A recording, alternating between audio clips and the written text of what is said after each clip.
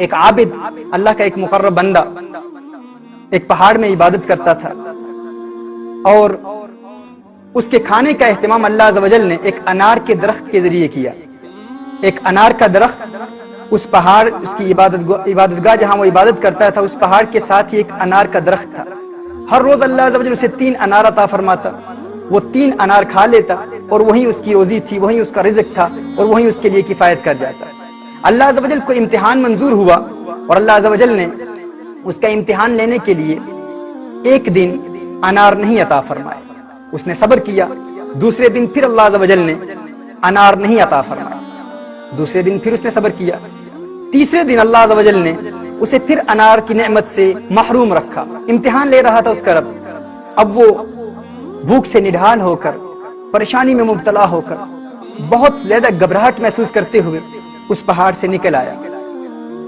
نیچے آتا ہے تو ایک غیر مسلم کا گھر ہے، اس غیر مسلم کے گھر پر دستک دیتا ہے، اسلام کے منکر کے گھر پر دستک دیتا ہے، اور بھیک مانگتا ہے، سوال کرتا ہے۔ اس غیر مسلم نے اسے 4 روٹیاں دی۔ وہ 4 روٹیاں لے کر جب اس کے گھر سے باہر نکلتا ہے تو اس غیر مسلم کا کتا اس عابد پر بھونکتا ہے۔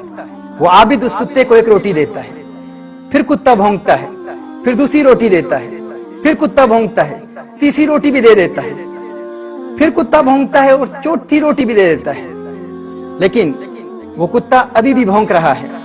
ناظرین کرام، اس عابد نے اس کتے کو دیکھ کر کہا، تو کیسا لالچی کتا ہے، تجھے شرم نہیں آتی کہ میں تیرے مالک کے دروازے پر بھیک مانگنے کے لیے آیا تھا، تیرے مالک کے دروازے پر میں نے دستک دی، تیرے مالک نے مجھے بھیک دی، 4 روٹیاں دی، چاروں روٹیاں تو کھا گیا اور ابھی بھی بھونک رہا ہے۔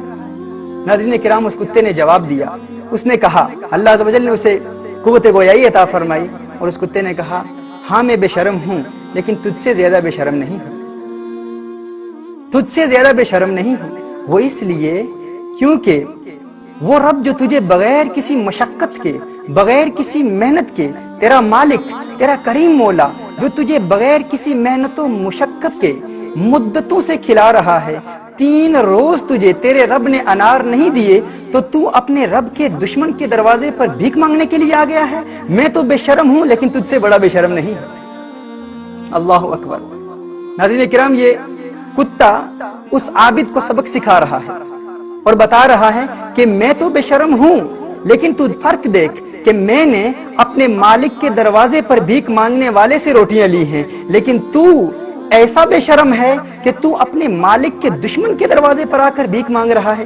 تیرا رب تجھے مدتوں سے کھلا رہا ہے، لیکن پھر بھی تو اس کے دشمن کے دروازے پر دستک دے رہا ہے۔ ناظرین کرام، یہ وہ سائنز ہیں، سگنلز ہیں، جن کے ذریعے اللہ عز و جل اپنے بندوں کو واپس اپنے راستے پر لاتا ہے۔ اگر ان کے قدم لڑکھڑا جائیں، اگر وہ بہک جائیں راستے سے، حقیقت کے راستے سے دور بھی ہو جائیں، تو اللہ عز و جل اپنے مقرب بندوں کو ان سگنلز کے ذریعے، ان سائنز کے ذریعے واپس اپنے راستے پر لاتا ہے۔